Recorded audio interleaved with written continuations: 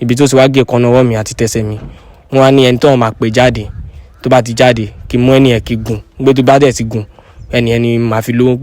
pé tẹ́lẹ̀dẹ̀ ènìyàn ò bá jà gbé máa lówó títa yìí gbé bọ̀ tẹ́lẹ̀dẹ̀ ènìyàn bá jà ó possible kí kan ṣẹlẹ̀ ní ìjọ náà àbí ìjọ kejì bọ̀ ìkan tó bá ṣẹlẹ̀ àwọn máa mọ̀ tó máa save ẹ̀ máa ní kò sí wàhálà.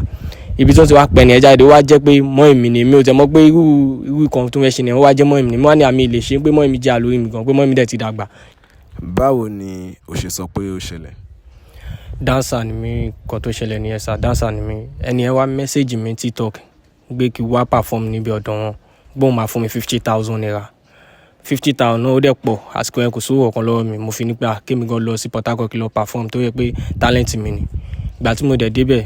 wọ́n wá ní ìgbà tí mo lọ bẹ̀ wọ́n ṣe mí lálejò ọjọ́ àkọ́kọ́